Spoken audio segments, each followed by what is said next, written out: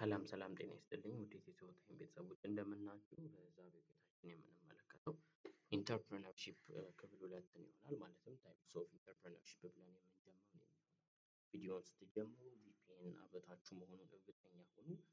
እኛም ወደ ክላሳችን እንግባ ማለት ነው። ቪፒኤን ነው ግን እያበራችሁ ተመልከቱ።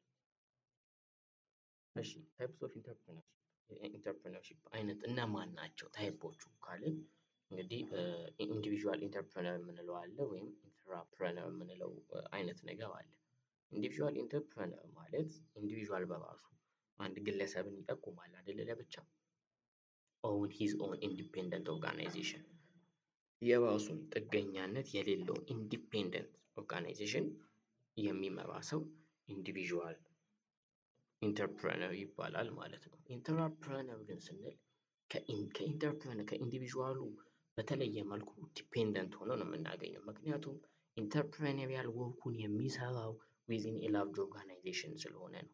በአንድ ኦርጋናይዜሽን በአንድ ድርጅት ውስጥ ኢንተርፕረነሪያል ወርክ የሚሰራ ሰው ሆኖ እናገኘዋለን ማለት ነው። ኢንተርፕረነር ስንል ኢንተርፕረነርሺፕ የሚል ፕሮሰስ አይደለም የምንመለከተው። ያ ፕሮሰስ ምንድን ነው? ሀሳብ ክሬት ከማድረግ ጀምሮ ኢኖቬሽን ወይም ወደ ፈጠራው ከማምጣት ጀምሮ ያለውን ፕሮሰስ ነው የምንመለከተው። ኢንትራፕረነር እንደምንለውም ደግሞ የራሱ ኢንትራፕረነርሺፕ የሚባል ነገር አለ። እንግዲህ ከራሳችንን ትተን ወይም ኦርጋናይዜሽን አንድ ነገር ስንወስደው ከእኛነት ትንሽ ገፋ ያለ ይሆናል አይደለ? ኢንትራፕረነርሺፕም ስንል ላይክ ዛት ዘ ፕራክቲስ ኦፍ ዩዚንግ ኢንተርፕረነሪያል ስኪል ዊዛውት ቴኪንግ ኦፍ ሪስክ ኦር አካውንታቢሊቲ። አይታችሁታል። ኢንተርፕረነርሺፕ ሲባልም የምትሰሩት ኢንተርፕረነሪያል ስኪል ነው። ላይ ያላችሁን ኦን ኢንዲፔንደንት ኦርጋናይዜሽን ያላችሁን ስኪል ትተገብራላችሁ። ነገር ግን ያንን ስትተገብሩ እንደ ኢንተርፕረነር ሪስክ ቴክ አታደርጉም። አካውንታቢሊቲ ማለት ተጠያቂነት አይኖራችሁም ማለት ነው። ከዚህ ለየት ያለ ነው ኢንትራፕረነር የሚባለው። በዚህ ውስጥ ግን ኢንትራፕረነር ስንል እንግዲህ ኢምፕሎይ አለ ማለት ኢምፕሎይ ኢንተርፕረነር የምንለው ያው ተቀጣሪ ነው። ሰልፍ ኢምፕሎይድ ደግሞ ያው ራሱን ቀጥሮ የሚሰራም ሊሆን ይችላል ማለት ሰልፍ ኢምፕሎይድ ኢንትራፕረነር የምንላቸው ሁለት አይነት አካላቶችም አሉ በውስጡ ማለት ነው። ይሄኛውን መያዝም እንግዲህ ያስፈልጋል። እሺ ሌላው ዘ ኢንተርፕረነሪያል ኦርጋናይዜሽን የምንለው ደግሞ አለ። ኢንተርፕረነሪያል ኦርጋናይዜሽን ደግሞ ስንል ወይም በሌላው ኮርፖሬት ኢንተርፕረነርሺፕ ብለን የምንጠራው ምን መሰላችሁ? ክሬት አን ኢንተርናል ኢንቫይሮንመንት ኢን ዊች all of its members can be motivated to contribute in some way to entrepreneurial action ነው። ኢንተርናል የሆነ ኢንቫይሮንመንት ክሬት ማድረግ ግን ይዛል። ኦርጋናይዜሽን አይደለም ስብስብ አለው ማለት ነው። ኢንተርናል ኢንቫይሮንመንትን ክሬት ታደርጋላችሁ። ኢን ዊች ግን በክሬት ባደረጋችሁት ኢንቫይሮንመንት ውስጥ ሁሉም ሜምበሮች ምን ሞቲቬትድ ሆነው ሁሉም በተመሳሳይ እና አንድ በሆነ መንገድ ለኢንተርፕረነር ወይም ለኢንተርፕራይዙ ተመሳሳይ ግብአት ይሰጣሉ ወይም ተመሳሳይ የሆነ ፈንክሽን የሚሰሩበት ሲስተም ነው ማለት ነው። ስለዚህ ሶስቱ ታይፖች እነዚህ ናቸው። ኢንዲቪዥዋል አለ፣ ኢንተርፕረነር አለ፣ አስ አን ኦርጋናይዜሽን ሌቭልም አለ ማለት ነው። ሌላው ደግሞ እንግዲህ ኢንተርፕረነርሺፕ እንዲህ ነው፣ ኢንተርፕረነር የምንለው ስራ ፈጣሪ ነው እንዲህ የሆነ ነው ካልን ሚናው ምንድን ነው? በቃ ጥቅሙ ምንድን ነው የሚለውን እንመልከት።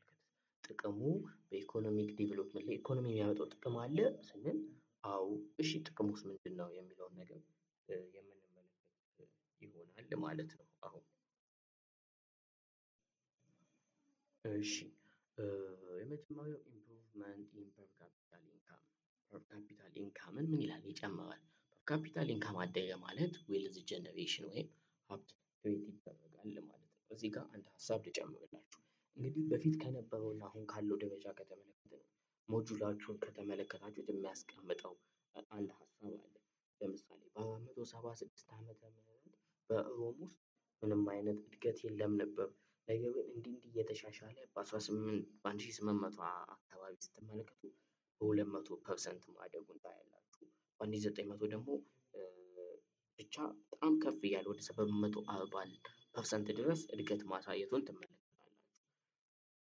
ስለዚህ ኢንተርፕረነሮች ከጊዜ ወደ ጊዜ እየተነሱና አዳዲስ ነገሮች እየተፈጠሩ በመጡ ቁጥር የሀገር ኢኮኖሚ ፖፑሌሽንም ያድጋል ማለት ነው። ዌልዝ ደግሞ ጀነሬት ሲያደርግ ተያይዞ የሚመጣ ነገር አለ። አንደኛ ምን አለ መሰላችሁ? ኢንዱስትሪያል የሆነ ዴቨሎፕመንት ይመጣል።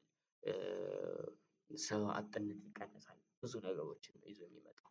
እነሱን ከዚህ በታች ስላሉ እንመለከታቸዋለን። እንግዲህ ጀነሬሽን ኦፍ ኤምፕሎይመንት ኦፖርቹኒቲ ያልኳችሁ እዚህ ጋር አለ ማለት ነው። ስራ አጥነት ምን ይላል? ይቀንሳል። አንደኛ ኢንተርፕረነር በራሱ ምን ማለት ነው? ጆብ ክሬተር ነው ብለናል ባለፈው ክፍላችን አይደለም?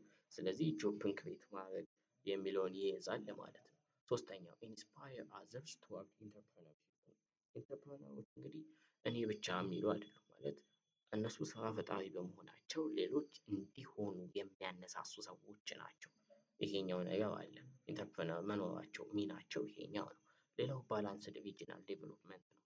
አንድ ቦታ ያለው እና ሌላ ቦታ ያለው ኢኮኖሚክ ባላንስን እድገት ከተመለከታችሁት ኢኳል ሆኖ ወይም ባላንስ ሆኖ ታገኙታላችሁ። እዚህ ያለው እዛ ይሆናል። ምክንያቱም ለምሳሌ እዚቹ ስዕል ላይ እንመልከት። እዚህ ቦታ ሁለት እንጨቶች አሉ ብንልና እዚህ ጋር አንድ ብቻ ከሆነ የሆነ ኢንተርፕረነር ስራው ምንድን ነው? ኦፖርቹኒቲ ሲክ ማድረግ ነው አይደለ? ከዛ ኮመርሻላይዝ ማድረግ አይደል? እዚህ ጋር አምጥተን አንድ እንጨት እንጨምርና ይህንን ገበያ ላይ ታውሉታላችሁ ማለት ነው። እዚህ ጋር የሆነ ኦፖርቹኒቲ አግኝታችኋል ወይም ክፍተት አለ። ይህን ክፍተት አንድ አድርጋችሁ ስትሞሉት እናንተ ያኔ ምን ትባላላችሁ? ኢንተርፕረነር ትባላላችሁ። ለዚህ አካባቢ አዲስ ነገር ፈጥራችኋል። ስለዚህ ሪጅናል ዴቨሎፕመንትን በዚሁ ልክ ኢኳል እየሆነ ይመጣል ነው። ሌላው ኢንሄንስ ዘ ነምበር ኦፍ ኢንተርፕራይዝ ነው። የኢንተርፕራይዞች ቁጥርም በዚሁ ኢንሄንስ እየጨመረ ይመጣል። ፕሮቫይድ ዳይቨርሲቲ ኢን ፊርምስ በተቋማት በፊርምስ ደግሞ ቫሪዬሽን ይታያል ማለት ብዙ ተቋማቶች ይመሰረታሉ። ብዙ ተቋማት ተመሰረቱ ማለት እያንዳንዱ ራሱን ምን እየሆነ ይወጣል? ሁሉም ተቀጣሪ ከሆነ ሁሉም ስራ ካለው ሁሉም ዌልዝ ጀነሬት ማድረግ የሚችል ከሆነ ኢኮኖሚክ ኢንዲፔንደንስ ተፈጠረ ማለት ነው። ለአንድ ሀገር ኢኮኖሚ ደግሞ በጣም ጠቃሚ የሆነ ነገር ነው። ከጥገኝነት ነፃ ይሆናል። ስለዚህ ኮምባይን ኢኮኖሚክ ፋክተር ነው። ሌላ ደግሞ እንግዲህ ኢኮኖሚክ ፋክተር የምንላቸው ነገሮች ደግሞ ይዞ ነው አይደለ? አንድ ነገር ክሬት የሚደረገው ኢኮኖሚክ ፋክተር ማለት እንግዲህ አታክብዱት፣ ቀላል ነገር ነው። ፋክተር ኦፍ ፕሮዳክሽን ማለት ፋክተር ኦፍ ፕሮዳክሽን ደግሞ የምንላቸው ምንድን ናቸው? ራው ማቴሪያል ማቴሪያሎች ሌበር ሊሆን ይችላል ሪሶርስ ናቸው ማለት ነው። እነሱን አንድ ላይ ኮምባይን ማድረግን ይይዛል። ፕሮቫይድ ማርኬት ኤፊሸንሲ ለማርኬቱ በቃ በቂ የሚባል ነገር ምን ይደረጋል የሚባል ነገር ክሬት ይደረጋል ወይም ይመረታል። ወይም ሪሶርሶች በተገቢው ሁኔታ አሎኬት ወይም ዲስትሪቢዩት ይደረጋሉ ማለት ነው። ከዚህ በተጨማሪ እንግዲህ ኢንተርፕረነሮች ሪስክ ቴከሮች ናቸው። ስለዚህ ሪስክ አክሴፕት ይደረጋል። ማክሲማይዝ ኢንቨስተርስ ሪተርን ኢንቨስተር ሪተርን የምንለው እንግዲህ ፕሮፊት ነው። አንድ ነጋዴ ሽጦ የሆነ የሚያመጣው ትርፍ አለ አይደል? ስለዚህ ያ ትርፉ ምን ይሆናል ማለት ነው? ማክሲማይዝ ይሆናል። ስለዚህ ሚናው ለኢኮኖሚክ ዴቨሎፕመንት በጣም ትልቅ ነው ማለት ነው። የመጀመሪያው ነገር ይሄኛው ነው። እሺ አሁን ደግሞ ኢንተርፕረነሪያል ኮምፒተንሲ ኤንድ ኢንቫይሮንመንት እንመልከት።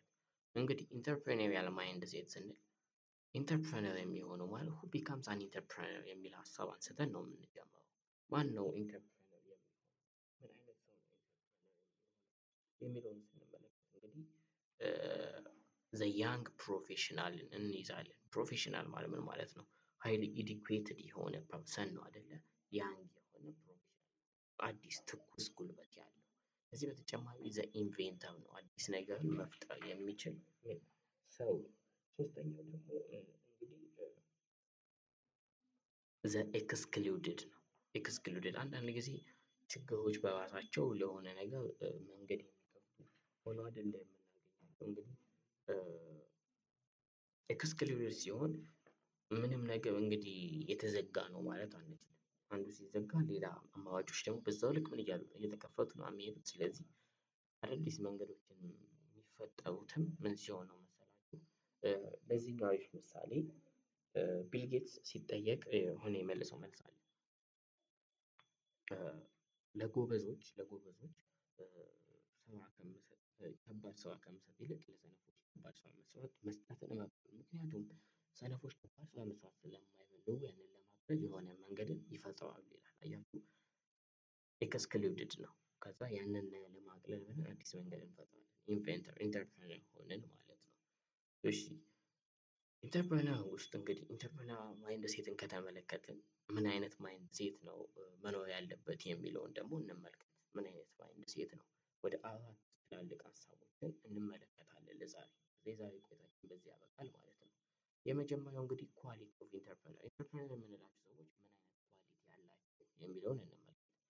አንደኛ ኦፖርቹኒቲ ሲኪንግ። ኦፖርቹኒቲ ሲኪንግ ምን ማለት ነው? በገበያ ውስጥ ያሉትን እድሎች እያንዳንዱን መለየት የሚችሉ ኦፖርቹኒቲ ሲከር ናቸው። ክፍተቶችን ይለያሉ። የሆነ መጨረሻ ላይ የሚያስቀምጡት ግብ አለ።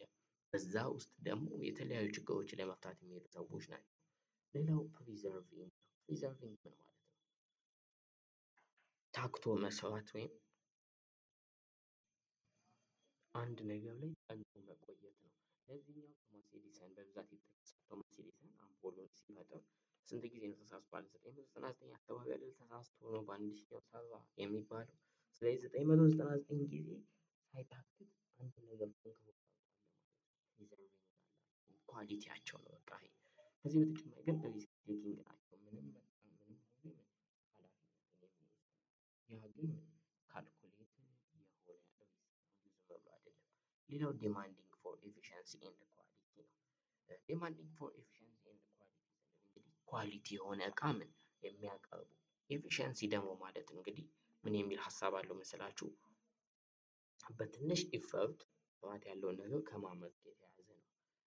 ለአንድ ሰው ግን እንዲሁ ትንሽ ኳሊቲ ላይ እንነጋገርና ኳሊቲ እቃ ማቅረብ በጣም ለእናንተ ንግድ ራሱ ብዙ ነገሮችን ይዞላችሁ ሊመጣ የሚችለው እንደው እንደ ምሳሌ ትናንሽ ነገሮችን እንኳን ብንይዝ ደንበኛ የሚሳበው እንግዲህ ሰዎች አንድን እቃ ተደጋጋሚ መግዛት ይወዳሉ አይደል?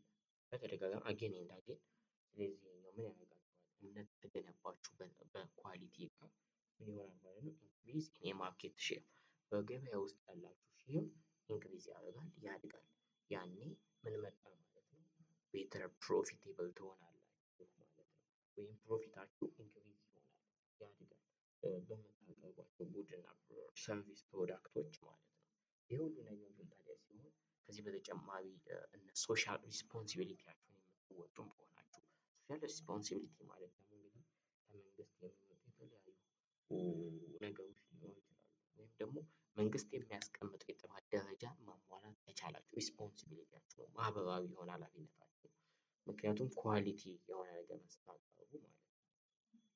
ስታደርጉ በህብረተሰቡ ዘንድ ሬፑቴሽን ታገኛላችሁ። ዝና፣ ክብር ታገኛላችሁ። ግላዊ የሆነ ክብር አይደለም። ድርጅታችሁና ስማችሁ ዝናና ክብር ያገኛል። ያኔ ትልቅ ደረጃ ላይ ትደርሳላችሁ ማለት ነው። ኳሊቲ ማተርስ ማተር ያደርጋል የሚለው ነው። ሌላው ኢንፎርሜሽን ሲኪንግ ኢንፎርሜሽን ሲከር ናቸው ብለናል። ኢንፎርሜሽን እንዲሁ ዝም ብሎ በገስ አይደለም አንድን ስራ የሚሰሩት በመረጃ እና ዌል ፎርምድ የሆነ መረጃን በመንተራስ ወደፊት የሚሆነውን ነገር ምን የሚሉ ናቸው የሚወስኑ ሰዎች ናቸው ኢንተርፕረነሮች። ሌላው ጎል ሴቲንግ ነው። ግብ አላቸው እንዲሁ ዝም ብሎ የሚማሩ ምን አይደሉም ማለት ነው። ጎል ሴቲንግ ናቸው። መጽሐፋችሁ ላይ ስማርት የሆነ ካራክተር አላቸው ይላል። ስማርት በአብሪቬሽን ነው የሚጽፈው። ኤስ ስታንድስ ፎር ስፔሲፊክ ይለውና ምን ይላል?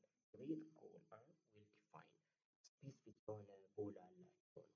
ኤስ ስታንድስ ፎር ኤም ደግሞ ሜዠሬብል ነው። እንዲሁ ዝም ብሎ በገስ ሳይሆን ካልኩሌትድ የሆነች ናቸው። እያንዳንዱ እድገታቸው ነው። በጣም ኮር ፓርት ነው ኢን ቢዝነስ እያለን ያንበብን ማለት ነው። ሌላው አቴነብል ነው። አር ፎር ሬሌቫንት ነው። አቴነብል የሚሆን ቢዝነስ ጎል ያላቸው በቃ ሬሌቫንት ምንለው ማለት ነው። ከዚህ በተጨማሪ እንግዲህ ስማርት ስንል ቲ አይደለች መጨረሻዋ ታይምን ቤዝድ የሆነ ነገር የሚሰሩ ሰዎች ናቸው ይላል። ይህ ሁሉ ነገር ግን እንግዲህ ጎል ስንል የሆነ ነገር አለ መጨረሻ ላይ እዚህ ጋር ለመድረስ ምን ያስፈልጋችኋል? የሆነ መንገድ የምትከተሉት አለ። ያ መንገድ ፕላኒንግ ልንለው እንችላለን ማለት ነው። እንግዲህ ስታቅዱ በተለያዩ መንገዶች ጊዜያችሁን በአግባቡ በመጠቀም ሊሆን ይችላል። በብዙ ነገሮች ኢንተርፕረነሮች አቃጆች ናቸው። ሌላው ፐርሱዌሽን ኤንድ ኔትወርኪንግ ነው። ከሰዎች ጋር ያላቸው ተግባቦት የማሳመን ችሎታ በጣም የተሻሻለ ምርጥ የሚባል ነው። ፐርሱዌሽን ማለት ማሳመን ነው። ሌላው ኔትወርኪንግ ነው። ኔትወርኪንግ ደግሞ ከሰዎች ጋር ያለን ግንኙነት እንደሚያጠቃልለው። ስለዚህ ከሰዎች ጋር በጣም ጥሩ የሚባል ማለት ኤክስቴንደብል ግሩፕ ያላቸው ናቸው። ዊዝ ሲሚላር ኢንተረስት በደንብ ኔትወርካቸው የተዘረጋ ኔትወርካቸው ኮንሱመር ኔትወርካቸው ከሰፕላየር ከእያንዳንዱ ባለድርሻ አካል የሆነ ነው። በዚህ ውስጥ ግን ቢውልድ ሰልፍ ኮንፊደንስ ነው። ሰልፍ ኮንፊደንስ በራስ መተማመናቸውን የሚገነቡ ሰዎች ናቸው። በራስ መተማመን ደግሞ ስትመለከቱት ኦቨር ኮንፊደንስ አይደለም። ኦቨር ኮንፊደንስ ሲሆን ከሌላችሁ ነገር ላይ ነው። ሰልፍ ኮንፊደንስ ግን ሰው ባለው ላይ ሲተማመን የሚለውን ነው የሚያነሳው። እንግዲህ ሰልፍ ኮንፊደንስ ያላቸው ሰዎች ደግሞ ሪተርናቸው ብዙ ነገር ወይም ብዙ መገለጫዎች ሊኖሩት ይችላሉ። ማለት ከውድቀታቸው ጋር የሚኖሩ የሚያምኑበትን የሚያደርጉ ኤቢሊቲ ቱ ፋይንድ ሃፒነስ በቃ ደስታን የመፈለግ የመሻት ተሰጥኦ ያላቸው ሰዎች ናቸው። ኢንተርፕረነር ይህ ኳሊቲ አላቸው። እኔ ብቻም የሚሉ አይደሉም። ስለዚህ ሊስኒንግ ፋዘርስ ሌሎችን ምን ይላሉ? ያዳምጣሉ።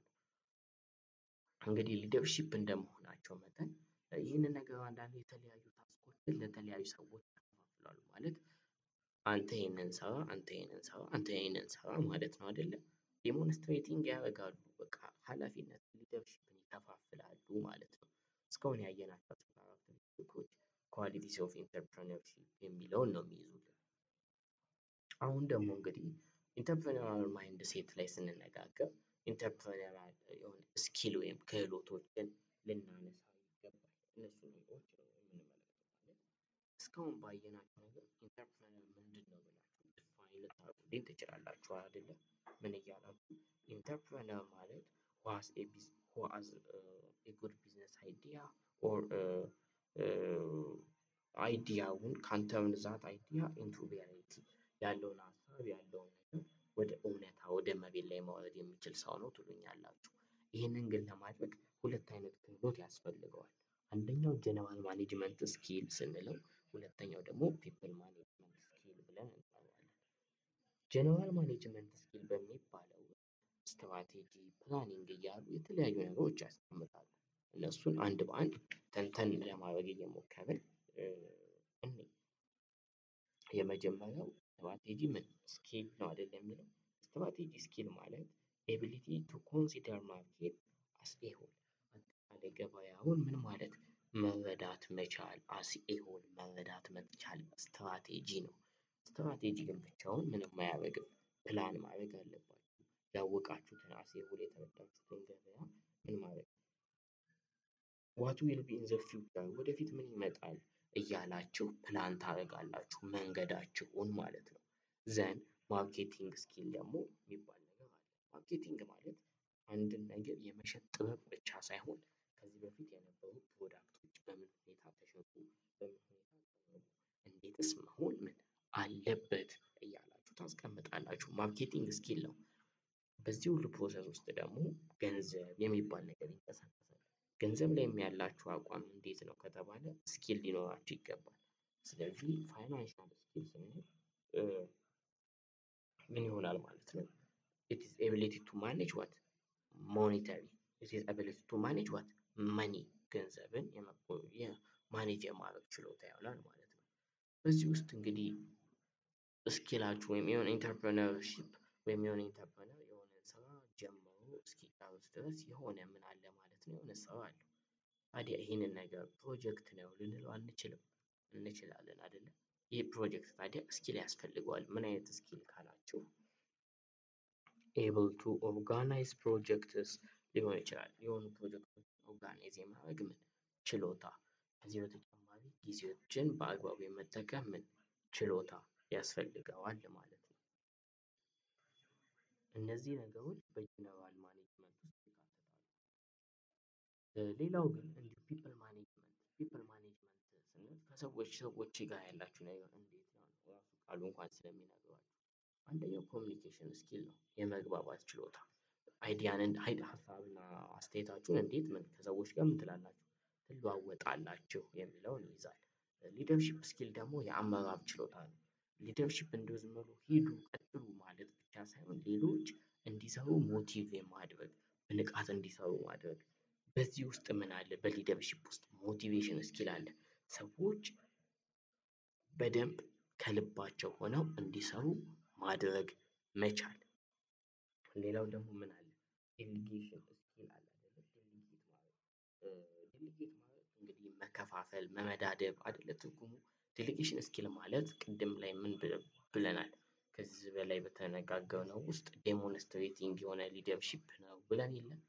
ዴሊጌቲንግ ስኪል ደግሞ ታስኮችን ለእያንዳንዱ ኃላፊነት ላለው ሰው ምን ማድረግ በተገቢ መንገድ አሎኬት አድርጋቸው ስራው እንዲሰራ ማድረግ መቻል ነው። ሌላው እንግዲህ ኒጎሽዬሽን ነው። ኒጎሽዬሽን ደግሞ እንግዲህ ስምምነት የሚለውን ነገር ይይዛል ማለት ነው። ብቻ ግን እነዚህ ከሰዎች ጋር በንግግር የሚጨረሱ ሲሆኑ ፒፕል ማኔጅመንት ስኪል እነ ጀነራል ደግሞ እንደ ዋና ከፕሮጀክቱ ጀምሮ ከማቀድ ጀምሮ ከገንዘብ ጀምሮ ያለውን በዚህ ውስጥ ታጠቃልላላችሁ ማለት ነው። እሺ ሶስተኛውን ደግሞ ነገር እንመልከት። ኢንተርፕረኒሪያል ታስኮች አሉት። አንድ ኢንተርፕረነር በውስጡ ሊይዛቸው ወይም ከሱ ጋር ሊሆኑ ታስኮች ኢንተርፕረነር ስትሉ የሆነ የሚመጣላችሁ ነገር አለ። ለምሳሌ ኦውኒንግ ኦርጋናይዜሽን የሆነ ኦርጋናይዜሽንን ኦውን አድርጎ የሚያስተዳድር ምን ሰው ይመጣላችኋል።